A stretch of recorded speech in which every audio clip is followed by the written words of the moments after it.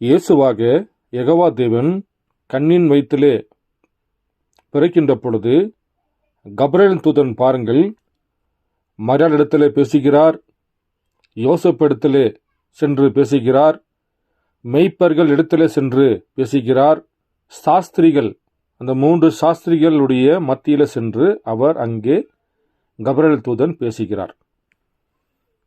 பாருங்கள், அப்போ இப்படியாக தேவன் தான் வேதாகமத்தில் சொல்லப்பட்ட ஒவ்வொரு வார்த்தையின் நிறைவேறுதலாகத்தான் இயேசு கிறிஸ்துவை பூமியிலே ஒரு ஆட்டுக்குட்டியாக இந்த ஆண் பிள்ளையை தேவன் பிறக்க வைக்கிறார்.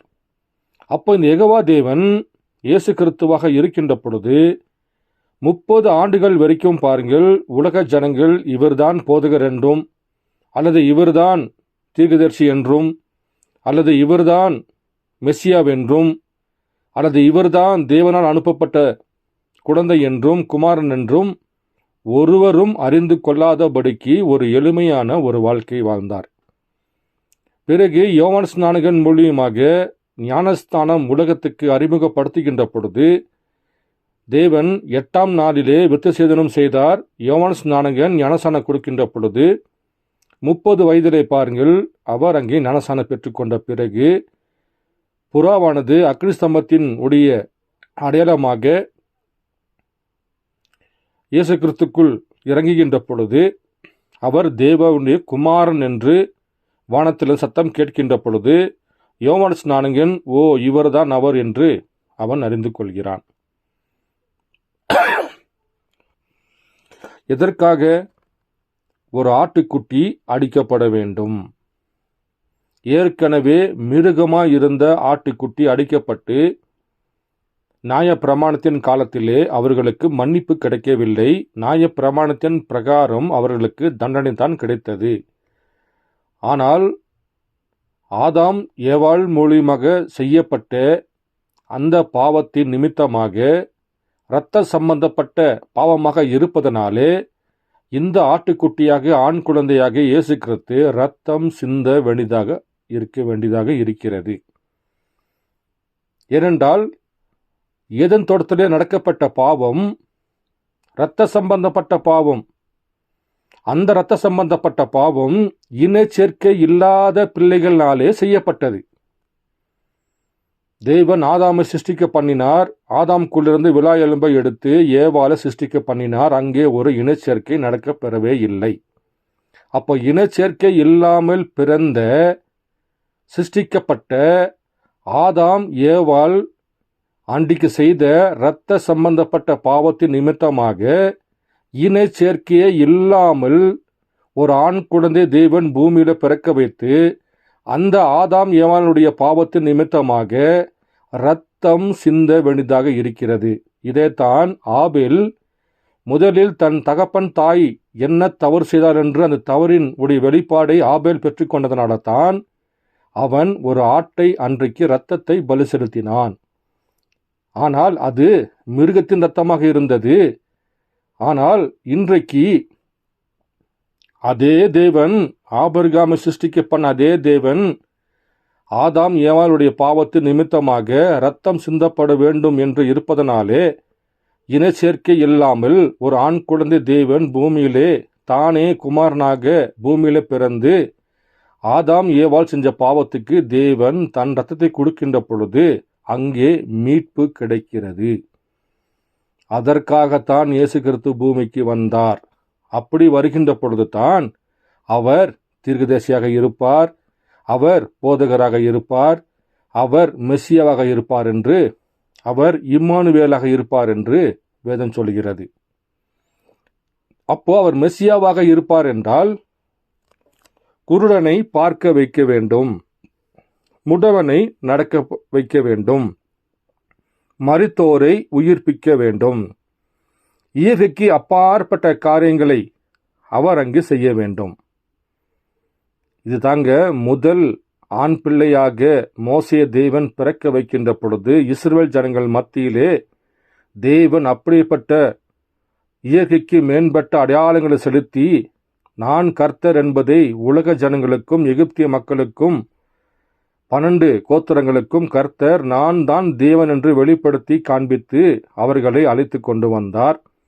அதே போல மறுபடியுமாக அவர் குமாரனாக வெளிப்படுகின்ற பொழுது இயற்கைக்கு அப்பாற்பட்ட காரியங்களை தேவன் அங்கு செய்ய வைத்து, இவர் தேவனுடைய குமாரன், அதாவது குமாரனாக மெசியாவாக யெகோவா தேவன் வந்திருக்கிறார் என்பதற்கான அடையாளத்தை தான் தேவன் அந்த அற்புதங்கள் அடையாளங்கள் செய்து காண்பித்தார். ஆனால் அவர் எதற்கு வந்தார்? அவர் ஒரு அடிக்கப்பட வேண்டிய ஆட்டுக்குட்டியாகத்தான் இந்த ஆண் குழந்தை பிறந்தது. உலகத்தினுடைய பாவங்களை தன்மேலே சுமந்து கொண்டு உலக ஜனங்களுடைய அக்கிரமங்களுக்காகவும் உலக ஜனங்களுடைய மீறுதலுக்காகவும் அவர் காயப்பட்டு நொறுக்கப்பட்டார். ஆனால் அவர் காயம் மாத்திரம்தான் பட்டார். நொறுக்கப்பட்டது 2ஆம் வருகையிலே. 2ஆம் வருகையிலே வருகிற இயேசு கிறிஸ்து தான் நொறுக்கப்பட்டார். 1ஆம் வருகையிலே வந்த இயேசு கிறிஸ்து தான் பாருங்கள் அங்கே காயப்பட்டார். கல்வாரி சிலுவையில் அவர் கால் எறும்புகள் நொறுக்கப்படவில்லை சொல்லுகிறது. ஆனால் நம்முடைய பாவங்களுக்காகவும் நம்முடைய அக்கிரமங்களுக்காகவும் அவர் கல்வாரி சிலுவையிலே அடிக்கப்பட்டார். ஆனால் நொறுக்கப்பட்டது 2ஆம் வருகையிலே வருகிற பதிவிலே நாம் பார்ப்போம். பாருங்கள், அப்போ இந்த ஆட்டுக்குட்டியாக பிறந்த இந்த ஆண் குழந்தை கபிரியேல் தூதன் மூலியமாக மரணத்திலும் சொல்லப்படுகிறது, யோசப்பிடத்திலும் பேசப்படுகிறது, மெய்ப்பர்கள் மத்தியிலும் பேசப்படுகிறது, சாஸ்திரிகள் மத்தியிலும் பேசப்படுகிறது. தேவன் 2 வயதுக்குட்பட்ட குழந்தையை தேவன் கண்ணின் மணி போல பாதுகாத்து கொண்டு அவர் எதற்காக பிறந்தாரோ அந்த ஊழியம் செய்வதற்காக தேவன் ஏரோதன் மண்ணின் மூலியமாக தேவன் அவன் போட்ட சட்டத்திட்டங்களுக்கு தேவன் இந்த ஆண் குழந்தையை பாதுகாத்து கொண்டு வந்தார். பாருங்கள், கலாத்தியர் 3ஆம் அதிகாரம் 11 13 வரைக்கும் நான் வாசிக்கின்றேன். நியாயப்பிரமாணத்தின் கிரியைக்காரராகிய யாவரும் சாபத்திற்கு உட்பட்டிருக்கிறார்கள். நியாயப்பிரமாண புஸ்தகத்தில் எழுதப்பட்டவைகளெல்லாம் செய்யத்தக்கதாக அவைகளில் நிலைத்திராதவன் எவனோ அவன் சபிக்கப்பட்டவன் என்று எழுதியிருக்கிறதே. நியாயப்பிரமாணத்தினாலே ஒருவனும் தேவனிடத்தில் நீதிமானாக்கப்படுவதில்லை என்பது வெளியரங்கமாக இருக்கிறது. பாருங்கள், நியாயப்பிரமாணத்தினாலே ஒருவன் தேவனிடத்தில் நீதிமானாகிறது இல்லை என்பது வெளியரங்கமாக இருக்கிறது. ஏனெனில் விசுவாசத்தினாலே நீதிமான் பிழைப்பான் என்று எழுதியிருக்கிறதே. நியாயப்பிரமாணமோ விசுவாசத்திற்குரியதல்ல, அவைகளை செய்கிற மனுஷனே அவைகளால் பிழைப்பான். மரத்திலே தூக்கப்பட்ட எவனும் சபிக்கப்பட்டவன் என்று எழுதியிருக்கிறபடி கிறிஸ்து நமக்காக சாபமாகி நியாயப்பிரமாணத்தின் சாபத்திற்கு நம்மை நீங்களாக்கி மீட்டு கொண்டார். பாருங்கள், நம்மளை மீட்டுக் கொள்வதற்காகத்தான் நியாயப்பிரமாணத்தின் பிரகாரம் நாம் எல்லாம் சாபமாக இருப்பதனாலே நம்மை மீட்டுக் கொள்வதற்காக மரத்தில் தூக்கப்பட்ட எவனும் சபிக்கப்பட்டவன். யெகோவா தேவன் தான் இயேசு கிறிஸ்துவாக பூமியில பிறந்து இனச்சேர்க்கை இல்லாமல் பசுத்த ரத்தத்தினாலே பாருங்கள் அவர் அங்கே பிறக்கின்ற பொழுது அவர் 2ஆம் ஆதாமாக இருக்கின்றார்.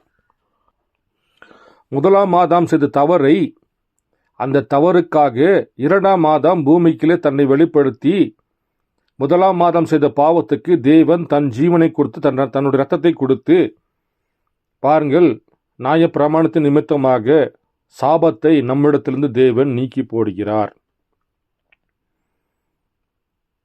பாருங்கள், இவர் ஒரு ஆட்டுக்குட்டியாக பிறக்கிறார், ஒரு குமாரனாக பிறக்கிறார், ஒரு இம்மானுவேலாக பிறக்கிறார், ஒரு மெசியாவாக பிறக்கிறார், ஒரு தீர்க்கதரிசியாக பிறக்கிறார். இதற்காக பாருங்கள், நம்மளை மீட்டுக் கொள்வதற்காக, நமக்கு பாவ மன்னிப்பு தருவதற்காக, நியாயப்பிரமாணத்திலிருந்து நம்மளை சாபமாக இருக்கக்கூடிய நியாயப்பிரமாணத்திலிருந்து தேவன் நம்மளுக்கு மன்னிப்பை கொடுத்து நம்மளை நீதிமானாக வைப்பதற்காகத்தான் இந்த ஆடாகிய ஆண் பிள்ளை அங்கே அடிக்கப்படுகிறது.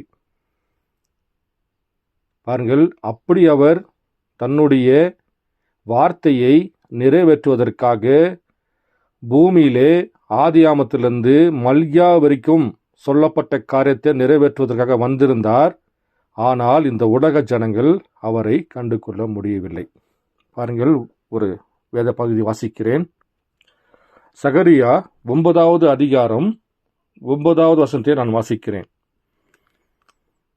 சீயோன் குமாரத்தியே மிகவும் களிகூறு, எருசலேம் குமாரத்தியே கம்பீரி. இதோ உன் ராஜா உன்னிடத்தில் வருகிறார். அவர் நீதி உள்ளவரும் ரட்சிக்கிறவரும் தாழ்மை உள்ளவரும் கழுதையின் மேலும் கழுதை குட்டியாகிய மரியன் மேலும் ஏறி வருகிறவருமாயிருக்கிறார்.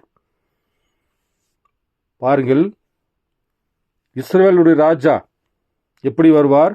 கழுதையின் மேலும் கழுதை குட்டி ஆகிய மரியன் மேலும் வருகிறார். பாருங்கள், வேத வார்த்தையின் பிரகாரமாகத்தான், சகரியாவில் சொல்லப்பட்ட தீர்க்கதரிசனோட வார்த்தையின் நிறைவேறுதலாகத்தான் தேவன் அப்போஸ்தலர்கள் இருக்கிற அந்த நாட்களிலே பாருங்கள், அவர் அங்கே 2 கழுதை மேய்ந்து கொண்டிருக்கும். அங்கே சென்று நீ அவுத்து கொண்டு வா, அந்த முதலாளி உன்னிடத்தில் கேட்டால் அது தேவனுக்கென்று சொல்லு, அவர் அதை விட்டுவிட சொல்லுகின்ற பொழுது பாருங்கள், அப்போ ஒரு கழுதையும் ஒரு கழுதை குட்டியும் கூட்டிட்டு வருகின்ற பொழுது அங்கே ஆடைகளை விரித்து பாருங்கள், கிளைகளையும் விரித்து கொண்டு அவர் நடக்கின்ற பாதையிலே அவர் ராஜாதி ராஜாவா கர்த்தாதி கர்த்தாவா பாருங்கள், அவர் எருசலேமின் ராஜாவாகவும் சாலோமின் ராஜாவாகவும் முதல் வரியிலே அவர் கழுதையின் மேலும் கழுதை குட்டி ஆகிய மரியன் மேலும் பாருங்கள் அவர் ராஜாவாக வருகிறார். அன்றைக்கும் ஜனங்கள் எல்லோருமே கையிலே இலைகளை பிடித்து கொண்டு ஓசன்னா ஓசன்னா என்று பாடிக்கொண்டு தான் வந்தார்கள். ஆனால் அவரை சிலுவையில் அறைந்து விட்டார்கள். ஒரு கன்னி பெண் கர்ப்பவதி ஆகி ஒரு குழந்தை பெறுவாள் என்று ஏசாயாவுக்கு சொல்லப்பட்ட காரியம் மரியாளுடைய நாட்களிலே அங்கு நிறைவேறி காண்பிக்கின்றது. ஜனங்கள் அதை கண்டு கொண்டும் பாருங்கள், அவர் யார் என்பதை அறிந்து கொள்வதற்காக அன்றைக்கு அவர்கள் தேவனாலே கண்கள் குருடாக்கப்பட்ட பிள்ளைகளாக நின்று கொண்டிருந்தார்கள். அப்ப பிதாவானவர் என்னென்ன காரியம் சொன்னாரோ அது எல்லாமே நிறைவேற்றுவதற்காகத்தான் தேவன் அங்கு நின்று கொண்டு அவர் வார்த்தையின் நிறைவேறுதலாக நின்று கொண்டிருக்கின்றார். ஆனால் இரவும் பகலுமாக வேத வார்த்தைகளை வாசித்து கொண்டு நியாயப்பிரமாணங்களை கீழ்ப்படிந்து 10 கட்டளைகளையும் கீழ்ப்படிந்து வாழ்ந்து கொண்டிருந்த பரிசேயர் சதுசேயர் ஆசாரியர்கள் மற்றும் 12 கோத்திரங்களும் பாருங்கள், அங்கே மெசியாவுக்காக நமக்காக வரப்போகிற யூத ராஜாவுக்காக தாவீதினுடைய குமாரனுக்காக எதிர்பார்த்து கொண்டு இருந்தார்கள். ஆனால் வேத வார்த்தையின் பிரகாரமாகத்தான் அவர் கழுதை குட்டியாகிய மரியன் மேலும் கடந்து வந்தார். கண்ணின் வயிற்றில் அவர் அங்கே பிறந்து வந்தார். ஆனால் வார்த்தை விசுவாசித்துக் கொண்டிருந்த பிள்ளைகளுக்கு பாருங்கள், தேவன் அங்கு நின்று கொண்டிருப்பதை கண்கள் அவர்களுக்கு மறைக்கப்பட்டு விட்டது. ஆனால் தேவன் சில பேருக்கு மாத்திரமே தன்னை வெளிப்படுத்தி காண்பித்தார். அது சமாரியா பெண்ணாகவும், அது நாத்தான்வேலாகவும், அது பேதுருவாகவும் அங்கே இருக்கின்ற பொழுது தேவன் தன்னை அவர்களுக்கு மாத்திரமே வெளிப்படுத்தி காண்பித்தார். ஆனால் இரவும் பகலுமா நின்று கொண்டிருந்த பிள்ளைகளுக்கு தேவன், நீங்கள் புடிச்ச மாவு, நீங்கள் உங்கள் பிதாக்கள் ஆகிய பிசாசினாலே நீங்கள் பிறந்தீர் என்று தேவன் சொல்லுகிறார். ஏன் அப்படி சொன்னார்? அவர் நியாயப்பிரமாணத்தில் நின்று கொண்டிருந்தார்கள், பாரம்பரியத்தில் நின்று கொண்டிருந்தார்கள். அன்றைக்கு வெளியிடப்பட்ட புதிய மன்னாவாகிய இயேசு கிறிஸ்துவோட வார்த்தைக்கும் இயேசு கிறிஸ்துவை அடையாளம் கண்டு கொள்ளாமல் இருப்பதனாலே அன்றைக்கு அவர்கள் புளிச்சமாவு என்று தேவன் சொல்லுகிறார். அப்போ இந்த மெசியா பூமிக்கு வந்தார் என்றால் அவர் என்னென்ன செய்வார் என்று வேத வார்த்தையின் பிரகாரம்தான் அவர் ஒவ்வொன்றாக செய்து காண்பிக்கின்றார். ஆனால் உலக ஜனங்கள் பாருங்கள், தன்னுடைய மனித ஞானத்தினாலும் தான் இஷ்டம் போல நினைத்து கொண்டிருந்த அந்த வழியாகத்தான் தேவன் பூமிக்கு வருவார் என்று அவர்கள் அரண்மனையிலே காத்து கொண்டிருந்தார்கள். ஏனென்றால் இவர்கள் ஏற்கனவே ராஜாக்கள் நாட்களிலே வாழ்ந்து கொண்டிருந்ததினாலே தாவீது ராஜா எப்படி வாழ்ந்தார், சாலோமோன் ராஜா எப்படி வாழ்ந்தார், அதே போல சவுல் ராஜா எப்படியாக நம்மளை வழிநடத்தார் என்று, அதே போல தான் இயேசு கிறிஸ்து பூமிக்கு வந்தால் அவர் ஒரு ராஜாவாக இருப்பார் என்று அவர்கள் தன்னுடைய ஞானத்தினாலே தன்னுடைய சொந்த புத்தினாலே தேவனை தேடுகின்ற பொழுது கர்த்தர் தான் சொல்லப்பட்ட வார்த்தையின் பிரகாரமாகவே தேவன் பூமிக்கு கடந்து வந்தார். ஆனால் உலக ஜனங்கள் அவரை காண்பதற்கு கண்கள் குருடாக்கப்பட்ட பிள்ளைகளாக வெளிப்பட்ட மெசியாவை அவர்கள் பெயல்செபூல் என்று அழைக்கிறார்கள். வெளிப்பட்ட மெசியாவை அவர்கள் போஜன பிரியர் என்று அழைத்தார்கள். வெளிப்பட்ட மெசியாவை அவர்கள் திருடன் என்றும் கொள்ளைக்காரர் என்றும் பாருங்கள் அங்கே அவர்கள் அழைக்க ஆரம்பித்தார்கள். ஆனால் கர்த்தராலே முன்குறிக்கப்பட்ட அந்த பிள்ளைகளோ ஒரு சிறு மந்தை மாத்திரம்தான் இந்த அடையாளங்களையும் அற்புதங்களையும் கண்டு கொண்டு சமரப்பின் இயேசு இடத்துல பேசுகின்ற பொழுது, போதகரே, மெசியா வந்தார் என்றால் இதைத்தான் செய்வார் என்று எங்களுக்கு தெரியும். பாருங்கள், ஒரு போதகருக்கு அந்த வெளிப்பாடு பெற்றுக்கொள்ளவில்லை. ஒரு பரிசேயர், சதுசேயர், ஆசாரியர்கள் யாருமே சமாரிய பெண் பெற்றுக்கொண்ட வெளிப்பாட்டை அவர்களால் பெற்றுக்கொள்ள முடியவில்லை. ஏனென்றால் வெளிப்பாடு என்பது கர்த்தர் உங்கள் மேலே வைக்கின்ற ஒரு கிருபை, ஒரு ஈவு, ஒரு இரக்கம். உலக தோற்றத்துக்கு முன்பாக தேவன் யாரை ஒவ்வொரு காலத்திலும் யாரை முன்குறித்தாரோ அந்த முன்குறித்தப்பட்ட பிள்ளைகள் மாத்திரமே மெசியாவை கண்டு கொண்டு, அவர் அடையாளத்தை கண்டு கொண்டு, வேத வார்த்தையின் மேலே விசுவாசம் வைத்து கொண்டு அந்த வேத வார்த்தையின் பிரகாரமே தேடுகின்ற பொழுதுதான் தேவனை அவர்கள் கண்டடையவர்கள் என்று வேதம் சொல்கிறது. அப்படி என்றால் இந்த ஆட்டுக்குட்டி எதற்கு வந்தது? உலக ஜனங்களுடைய பாவங்களை தன் மேலே சுமந்து கொண்டு, அன்றைக்கு யெகோவா தேவன் ஆடு மாடு மேய்த்து கொண்டிருந்தார். அன்றைக்கு யெகோவா தேவன் சாதாரண மனிதனாக, ஏழ்மையான மனிதனாக ஒரு கார்பெண்டருடைய வேலையை செய்து கொண்டிருந்தார். ஆனால் 12 கோத்திரங்களுக்கும் பாருங்கள் கண்கள் மறைக்கப்பட்டிருந்தது. அவர் அடிக்கப்பட வேண்டிய ஒரு ஆட்டுக்குட்டியாக இருப்பதனால தான் இந்த ஆண் பிள்ளை ஒரு ஆட்டுக்குட்டியாக மாட்டு கொட்டாய்க்குள்ளே பாருங்கள் அவர் அங்கே பிறக்க வேண்டியதாக இருந்தது. பாருங்கள், அவர் பிதாவாக வருகின்ற பொழுது ஒரு ஆண் குழந்தையை தேர்ந்தெடுக்கின்றார். அவர் குமாரனாக வருகின்ற பொழுதும் ஒரு ஆண் குழந்தையை தேர்ந்தெடுத்து அந்த ஆண் குழந்தையை பாதுகாத்து கொண்டு, அந்த ஆண் குழந்தை வளர்ந்து பெரியவனாக வருகின்ற பொழுது தன் ஆவி அதுக்குள் ஊற்றப்பட்டு வேத வார்த்தையை நிறைவேற்றுதலாக பாருங்கள் தேவன் அங்கு தன்னுடைய வார்த்தையை நிறைவேற்றி காண்பிக்கின்றார். இப்படிப்பட்ட தேவன் பாருங்கள், அவர் என்ன சொல்றாரோ, வார்த்தை என்ன சொல்லப்படுகிறது, அந்த வார்த்தையின் பிரகாரமாகவே தேவன் ஒவ்வொரு காலத்திலும் தன்னை வெளிப்படுத்தி காண்பிக்கின்றார். வானமும் பூமி ஒளிந்து போனாலும் என்னுடைய வார்த்தையை ஒளிந்து போவதில்லை சொன்ன அந்த வார்த்தையின் பிரகாரம் கர்த்தர் வார்த்தையின் நிறைவேறுதலாகத்தான் வருகிறார். அவர் எப்பொழுதுமே தன் வார்த்தையை பாதுகாத்துக் கொள்கிற தேவனாகவும் இருக்கிறார். பாருங்கள், மேலும் ஒரு செய்தியிலிருந்து நான் வாசிக்கின்றேன். பாருங்கள், யூதருடைய ராஜாவானவர் எங்கே? Where is the king of the Jews என்ற செய்தியில வருடம் 1958 வருடம் டிசம்பர் மாதம் 21ஆம் தேதியில கொடுக்கப்பட்ட செய்தியில 97வது பேராவை நான் வாசிக்கிறேன்.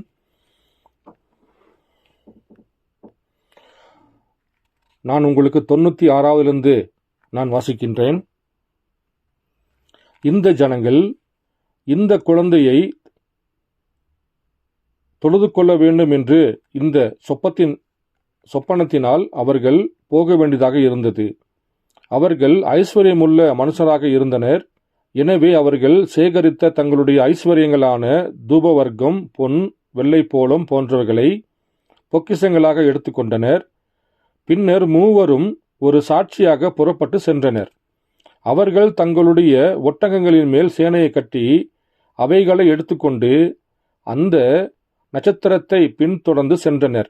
எனவே அவர்கள் அந்த மலையின் மீது ஏறி கடந்து கீழே வந்து டைகிரிஸ் ஆற்றையும் துறையண்டை கடந்து ஸ்னேயார் பள்ளத்தாக்கிற்குள் சென்றிருந்திருக்க வேண்டும்.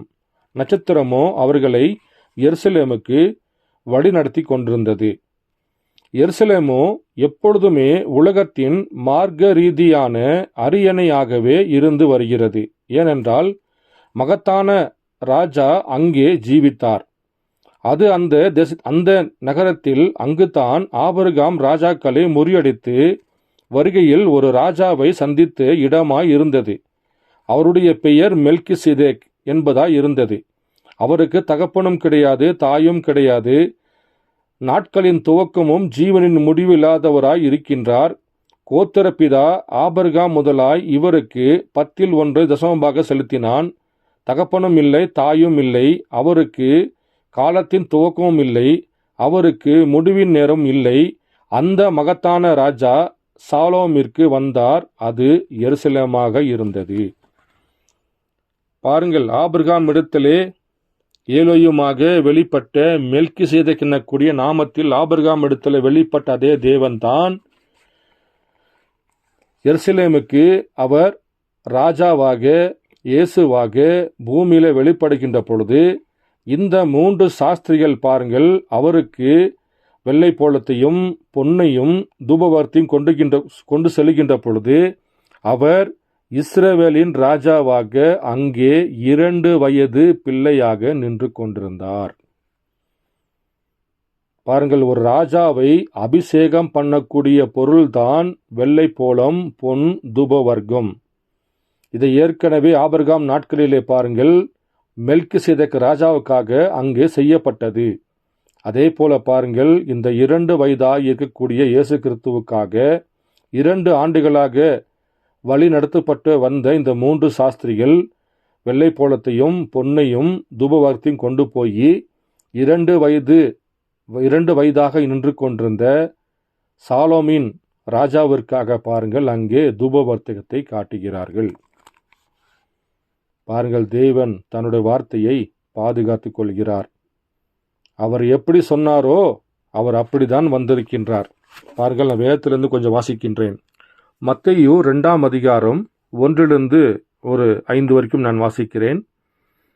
ஏரோது ராஜாவின் நாட்களில் யூதாவில் உள்ள பெத்லகேமில் இயேசு பிறந்த பொழுது கிழக்கிலிருந்து சாஸ்திரிகள் எருசலேமுக்கு வந்து, யூதருக்கு ராஜாவாக பிறந்திருக்கிறவர் எங்கே? கிழக்கிலே அவருடைய நட்சத்திரத்தை கண்டு அவரை பணிந்து கொள்ள வந்தோம் என்றார்கள். ஏரோது ராஜா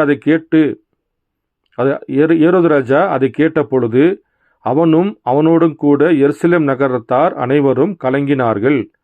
அவன் பிரதான ஆசாரியர் ஜனத்தின் வேதப்பாரகர் எல்லோரையும் கூடி வரச் செய்து கிறிஸ்துவானவர் எங்கே பிறந்தார் என்று அவர்களிடத்தில் விசாரித்தான். பாருங்கள், இந்த சாஸ்திரிகள் அங்கு போய் செல்கின்ற பொழுதுதான் பாருங்கள் அங்கே தேவகுமாரன் இரட்சகர் பிறந்திருக்கிறார் என்பதை பற்றி அந்த இஸ்ரவேல் ஜனங்களுக்கு தெரியும். அதுக்கப்புறம் பாருங்கள், அந்த ஏரோது மன்னன் ஏரோது ராஜா அங்கே இருக்கிற ஆசாரியர்களை கூப்பிட்டுட்டு இந்த இஸ்ரவேல் ராஜா யூத ராஜா எங்கே பிறந்திருக்கிறார் என்பதை பற்றி அவங்கள்ட்ட கேட்கிறாரு. அவங்களுக்கும் அது தெரியவில்லை என்று சொல்கிறார்கள். அதற்கு அவர்கள் யூதேயாவில் உள்ள பெத்லகேமிலே பிறப்பார்.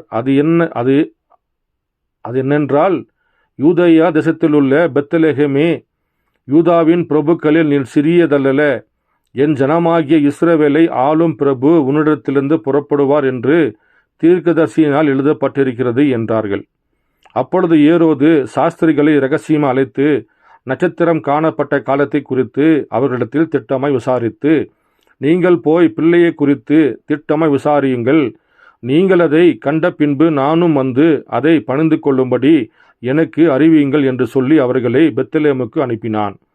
ராஜா சொன்னதை அவர்கள் கேட்டு போகையில், இதோ அவர்கள் கிழக்கிலே கண்ட நட்சத்திரம் பிள்ளை இருந்த ஸ்தலத்திற்கு மேல் வந்து நிற்கும் வரைக்கும் அவர்களுக்கு முன் சென்றது.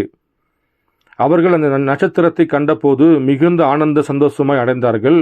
அவர்கள் அந்த வீட்டுக்குள் பிரவேசித்து பிள்ளையையும் அதன் தாயாகிய மரியாளையும் கண்டு சாஷ்டமாக விழுந்து அதை பணிந்து கொண்டு தங்கள் பொக்கிஷங்களை திறந்து பொன்னையும் தூபவர்க்கத்தையும் வெள்ளை போலத்தையும் அதற்கு காணிக்கையாக வைத்தார்கள். பாருங்கள், குழந்தையாக அல்ல, பிள்ளையாக. அவர் 2 வயது இருக்கின்ற பொழுதுதான் இந்த சாஸ்திரிகள் கடந்து சென்று அவருக்கு வெள்ளை போலத்தையும் பொன்னையும் தூபவர்த்தியும் பாருங்கள் இந்த 3 சாஸ்திரிகள் அவரை வணங்கி ராஜாவுக்கு கொடுக்கப்படுகிற மரியாதையை தேவன் இயேசு கிறிஸ்துவாக பிறந்த 2 வயது உள்ள குழந்தைக்கு பாருங்கள் அவர்கள் அங்கே ராஜாவுக்கு கொடுக்க வேண்டிய மரியாதையை அங்கு செலுத்தினார்கள். பாருங்கள், மேலும் வாசிக்கிறேன். பின்பு அவர்கள் ஏரோதிடத்திற்கு திரும்பி போக வேண்டாம் என்று சொப்பனத்தில் தேவனால் எச்சரிக்கப்பட்டு வேறு வழியாய் தங்கள் தேசத்திற்கு திரும்பி போனார்கள். அவர்கள் போன பின்பு கர்த்தருடைய தூதன் சொப்பனத்திலே யோசேப்புக்கும் காணப்பட்டு, ஏரோது பிள்ளையை கொலை செய்ய தேடுவான். ஆதலால் நீ எழுந்து பிள்ளையையும் அதன் தாயையும் கூட்டிக் கொண்டு எகிப்துக்கு ஓடிப்போய், நான் உனக்கு சொல்லும் வரை அங்கே இரு என்றான். அவன் எழுந்து இரவிலே பிள்ளையையும் அதன் தாயையும் கூட்டிக் கொண்டு எகிப்துக்கு புறப்பட்டு போய் ஏரோதின் மரண பரியந்தம் அங்கே இருந்தான். எகிப்திலிருந்து என்னுடைய குமாரனை வரவழைத்தேன் என்று தீர்க்கதரிசியின் மூலமாய் கர்த்தரால் உரைக்கப்பட்டது நிறைவேறும்படி இப்படி நடந்தது. அப்பொழுது ஏரோது தான் சாஸ்திரிகளால் வஞ்சிக்கப்பட்டதைக் கண்டு மிகுந்த கோபமடைந்து ஆட்களை அனுப்பி, தான் சாஸ்திரிகளிடத்தில் திட்டமாய் விசாரித்த காலத்தின்படி பெத்லகேமிலும் அதன் சகல எல்லைகளிலும் இருந்து 2 வயதுக்கு உட்பட்ட எல்லா ஆண் பிள்ளைகளையும் கொலை செய்தான். பார்த்தீங்களா? இது நாள் வரைக்கும் சபை ஸ்தாபனங்கள் மூலியமாக சொல்லப்பட்டிருந்த கட்டுக்கதைகள் குழந்தையாக அவரை இந்த 3 சாஸ்திரிகள் சென்று வணங்கவில்லை. அவர் 2 வயது பிள்ளையாக இருக்கின்ற பொழுதுதான் ஒரு ராஜாக்கு செய்ய வேண்டிய அந்த தூப வர்க்கத்தை சென்று 2 வயதுள்ள இயேசு கிறிஸ்துவுக்கு அவர்கள் அன்றைக்கு மெல்கிசேதேக்கின் முறைமைப்படி பாருங்கள், அங்கே அவர்களுக்கு செய்தார்கள். அந்த வெள்ளை போலத்தையும் பொன்னையும் தூபத்தையும் காட்டி சாஷ்டாங்கமாக அவருக்கு முன்பாக விழுந்தார்கள் என்று வேதம் சொல்கிறது. ஆனால் சபை ஸ்தாபனங்களோ பாருங்கள், அதை மாற்றி போதித்து அது அப்படியே காலமாக போதிக்கப்பட்டு இன்னைக்கு தேவன் பிறந்த நாள் டிசம்பர் மாதம் என்றும் பாருங்கள், இப்படியாக அநேக விதமான காரியங்களை அவர்கள் மாற்றி போட்டு விட்டார்கள். ஆனால் தேவன் எப்பொழுதும் தன்னுடைய வார்த்தையை பாதுகாத்து கொள்கிற தேவனாக இருக்கிறார். பாருங்கள், உங்களுக்கு இயேசு கிறிஸ்துவை பற்றி அநேகம் எல்லாமே உங்களுக்கு தெரியும். அதனால் தான் அதிகமாக நான் எடுத்து போதிக்கவில்லை. இந்த முக்கியமான சில காரியத்தை மட்டுமே எடுத்து நான் உங்களுக்கு வார்த்தையை பகிர்ந்து கொண்டேன். பாருங்கள், அப்போ இந்த குமாரனாக பிறக்கின்ற பொழுது தேவன் ஒரு ஆண் குழந்தையை பிறக்க வைக்கின்றார். அந்த ஆண் குழந்தை இயேசுவென்றும், அந்த இயேசு அடிக்கப்பட வேண்டிய ஆட்டுக்குட்டியாக இருப்பதனால தான் அவர் ஆட்டு தொழுவத்திலே பிறந்தார். அப்போ எதற்காக ரத்தம் சிந்த வேண்டும் என்றால், ஏதேன் தோட்டத்திலே தேவன் இணை சேர்க்கை இல்லாமல் தான் தன்னுடைய வார்த்தையினாலே தன்னுடைய சுவாசத்தினாலே ஆதாமை உருவாக்கினார். ஆதாமை தேவன் ஆணும் பெண்ணுமாக உருவாக்கினார். பிறகு ஆதாம் தனிமையாக இருப்பது நல்லதென கண்டு தேவன் ஆதாமுக்கு நித்திரையை கொடுத்து ஆதாமுடைய விலா எலும்பை எடுத்து ஏவாளை உபஸ்ரீயாக சிருஷ்டிக்க பண்ணினார். இவர்கள் இருவரையும் பாருங்கள், தேவன் ஏதேன் தோட்டத்திலே உலாவ விட்டிருந்தார். ஆனால் பிசாசானவன் ஏவாளை இரத்த சம்பந்தப்பட்ட உறவினாலே அங்கே கெடுக்கின்ற பொழுது, அங்க இரத்த சம்பந்தப்பட்ட பாவத்தினாலே பாருங்கள் அங்கே ஒரு பாவம் நடக்கின்றது. நித்தியமாக வாழக்கூடிய இந்த இருவரும் நித்திய ஜீவனை இழந்து இதை நீ புசிக்கும் நாளிலே சாகவே சாவாயின் சொல்லுகின்ற பொழுது பாருங்கள், அவர்கள் மரணத்துக்குள்ளே வந்துவிட்டார்கள். அப்போ இந்த இனச்சேர்க்கை இல்லாமல் பிறந்த ஆதாம் ஏவாள் செய்த பாவத்துக்காக இனச்சேர்க்கை இல்லாமல் பிறக்கிற ஒரு ஆண் பிள்ளைதை தான், அந்த இரத்தம் தான் இவர்களை மீட்க முடியும் என்று வேத வார்த்தை கொண்டுதான் கன்னியின் வயிற்றிலே யெகோவா தேவன் குமாரனாக இயேசு கிறிஸ்துவாக பிறந்து ஆதாம் ஏவாள் செஞ்ச பாவத்திற்காக இனச்சேர்க்கை இல்லாமல் தன்னோட இரத்தத்தை கொடுத்து தேவன் ஏதேன் தோட்டத்தை மீட்டுக் கொள்கிறார். இதற்காகத்தான் தேவன் இயேசு கிறிஸ்துவாக குமாரனாக கல்வாரி சிலுவையில் அடிக்கப்பட்டு அனைத்து விதமான பாவங்களுக்கும் தேவன் விடுதலை கொடுத்து மன்னிப்பை கொடுத்து தேவன் ஏதேன் தோட்டத்தை மீட்டுக் கொள்வதற்காகத்தான் குமாரனாக ஒரு ஆண் பிள்ளையை பிறக்க வைத்து அந்த ஆண் பிள்ளைக்கு இயேசு என்று பெயரிட வைத்து அந்த இயேசு சொல்லக்கூடிய அந்த பெயருள்ள அந்த ஆட்டுக்குட்டி அடிக்கப்பட்டால்தான் ஏதேன் தோட்டத்தை மூடி வைச்ச அந்த கேரோபீன்கள் சேராபீன்கள் மூலியமாக பூட்டப்பட்ட கதவை தேவனாலே திறக்க முடியும். பாருங்கள், பழைய ஏற்பாடு நியாய பிரமாணம் கால வரைக்கும் ஒரு ஆடுதான் அடிக்கப்பட்டது. ஜனங்கள் மனம் திரும்பவில்லை. ஒரு வருஷம் ஒருவர் 10 ஆடை பலியிட்டால் அடுத்த வருஷம் அவன் நிறைய பாவம் செய்து 15 ஆடு பலியிட வேண்டியதாக இருக்கிறது. ஆடுகள் தான் வரிசையாக கொல்லப்படுது தவிர ஜனங்களுடைய இருதயம் மாறவில்லை, மனம் திரும்பவில்லை. தன்னுடைய பாவங்களுக்காக அவர்கள் மனம் வருந்தவும் இல்லை. பாருங்கள், அதற்காகத்தான் தேவன் தன்னுடைய குமாரனாக யெகோவா தேவனை இயேசு கிறிஸ்துவாக பிறந்து உலக ஜனங்களுடைய பாவங்களுக்காகவும் ஆதாம் எவள் செஞ்ச பாவங்களுக்காகவும் பாருங்கள், தேவன் அன்றைக்கு கல்வாரி சிலுவையில் அடைக்கப்பட்டு நியாய பிரமாணத்தில் இருந்த தண்டனைக்குரிய காலத்தில் இருந்த நம்மளே தேவன் நீதிமானாக்கப்படுதல், பரிசுத்தமாக்கப்படுதல், பரிசுத்தாவியினால் அக்னிநாசத்தை பெற்றுக்கொள்ள வேண்டிய அந்த காலத்துக்காக தேவன் நம்மளை அழைத்து வருவதற்காகத்தான் யெகோவா தேவன் சபிக்கப்பட்ட மனிதனாக சிலுவையிலே தூக்கப்பட்ட ஒவ்வொருத்தரும் சபிக்கப்பட்ட வேத சொல்கிறபடி யெகோவா தேவன் ராஜாதி ராஜா கர்த்தாதி கர்த்தாவாக இணை சேர்க்கை இல்லாமல் பிறந்த பரிசுத்தமான ஒரு ரத்தம் கல்வாரி சிலுவையில் அடிக்கப்படுகின்ற பொழுது சபிக்கப்பட்டவனாக அடிக்கப்படுகிற. இதற்காக நம்முடைய பாவங்களுக்காகவும் நம்முடைய அக்கிரமங்களுக்காகவும் ஆதாம் ஏவாள் செய்த பாவத்தின் நிமித்தமாக தேவன் கல்வாரி சிலுவையில் ஆட்டுக்குட்டியாக அடிக்கப்பட்டு நமக்கு பாவ மன்னிப்பை கொடுத்து இன்றைக்கு ரட்சிப்பு அவருடைய மூலியமாகத்தான் உலக ஜனங்கள் அனைவரும் பாருங்கள் இன்றைக்கு பெற்றுக்கொண்டிருக்கின்றார்கள். இதற்காகத்தான் தேவன் குமாரன் சொல்லக்கூடிய ஒரு ஆண் குழந்தையை ஆட்டுக்குட்டியாக தேவன் பூமியில பிறக்க வைக்கின்றார்.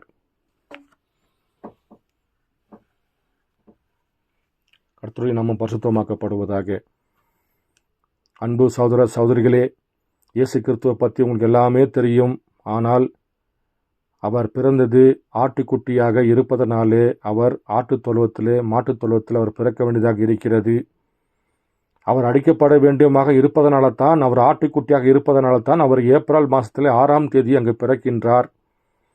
2 வயதுக்கு உட்பட்ட அந்த ராஜாவை தான் இந்த 3 சாஸ்திரிகள் சென்று தூப கலசத்தையும் வெள்ளைப்போளத்தையும் பொன்னையும் அவருக்காக அங்கு செலுத்தி சாஷ்டாங்கமாக விழுந்து அவர் மெல்கிசேதேக்கு சொல்லக்கூடிய அடையாளத்தினாலே அங்கு வணங்கப்பட்டார். எதற்காக? உலகத்தின் பாவங்களை சுமப்பதற்காக, ஆட்டுக்குட்டியாக பிறப்பதற்காக.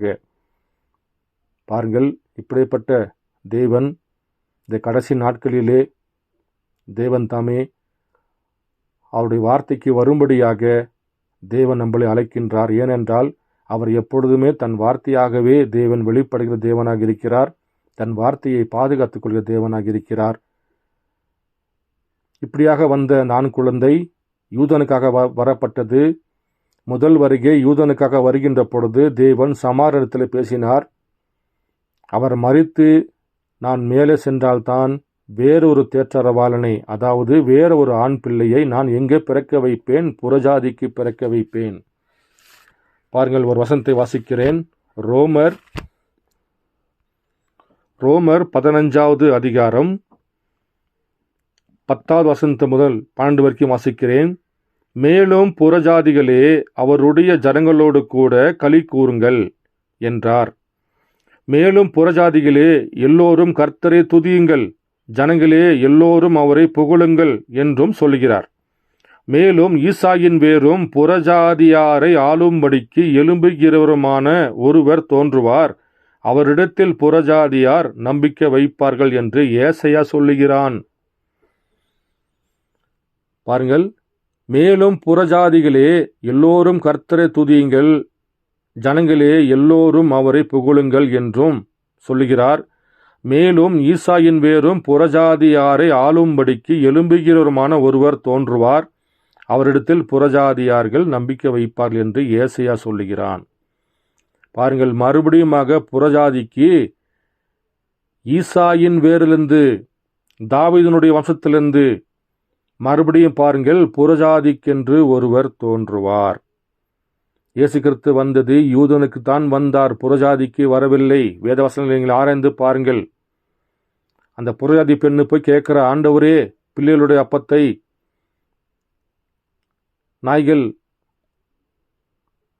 பிள்ளைகள் அப்பம் சாப்பிடுகின்ற பொழுது மேஜத்திலிருந்து கீழே வெளிகிற அந்த துணிக்கையை நாய் சாப்பிடுமே சொல்லுகின்ற பொழுது உன் விசுவாசம் பெரிதென்று பாருங்கள், தேவன் அன்றைக்கு புற இடத்துல பேசினார்.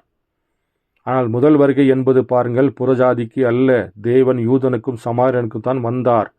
அவர் மரித்து உயிர்த்தெழுந்து நான் மேலே சென்றால்தான் வேறொரு தேற்றரவாளனை பூமிக்கு அனுப்புவேன், அது புறஜாதிக்கென்று வருகிறவர். பாருங்கள், 7 சபை காலமாக புறஜாதிக்கென்று ஒருவர் அனுப்பப்படுகிறார்.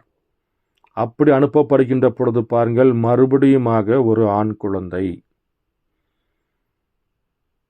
அன்பு சகோதர சகோதரிகளே, தேவன் எப்பொழுதும் தன்னுடைய வார்த்தையை பாதுகாத்துக் கொள்கிற தேவனாக இருக்கிறார். அவர் பிதாவாக வெளிப்படுகின்ற பொழுது ஒரு ஆண் குழந்தை பூமியில பிறக்க வைத்து மோசையை தேவன் தெரிந்து கொண்டு அந்த மோசைக்குள்ள தன்னை மறைத்து கொண்டார்.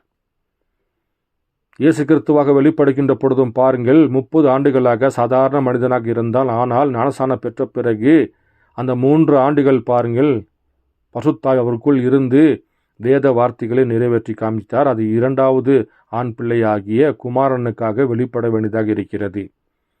இப்பொழுது மறுபடியுமாக அவர் பசுத்தாவியாக ஒரு காலகட்டத்தை வைத்திருக்கின்றார்.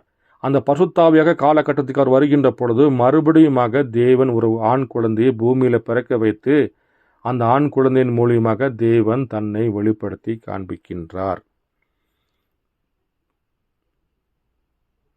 இப்படிப்பட்ட மகிமையான காரியம்.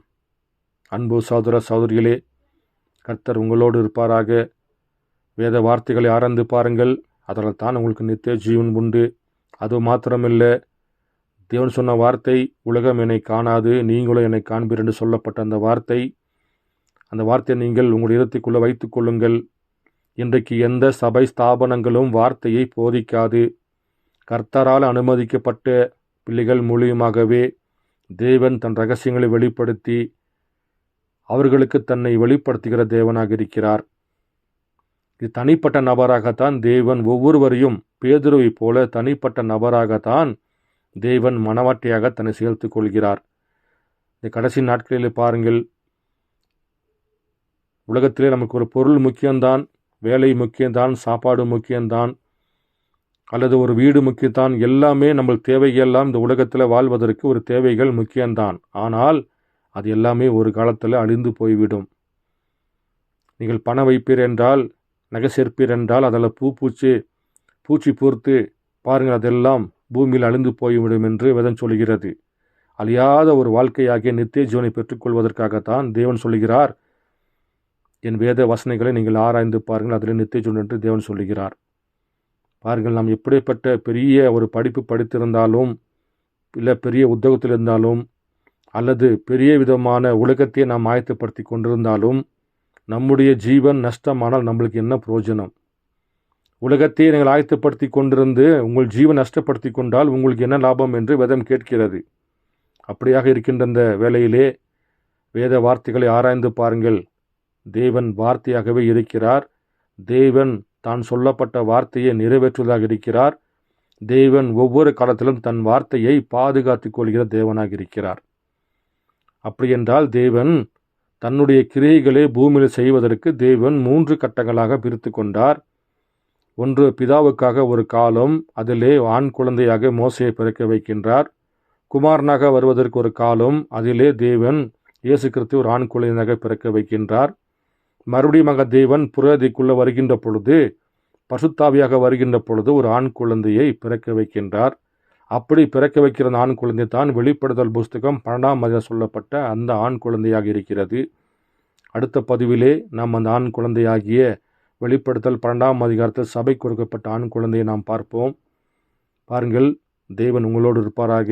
வேத வார்த்தைகளை மறுபடியும் சொல்லுகிறேன், வேத வார்த்தைகளை ஆராய்ந்து பாருங்கள், அதில் தான் உங்களுக்கு நித்திய சொல்கிறது. கர்த்தர் உங்களோடு இருப்பாராக. ஆமீன்.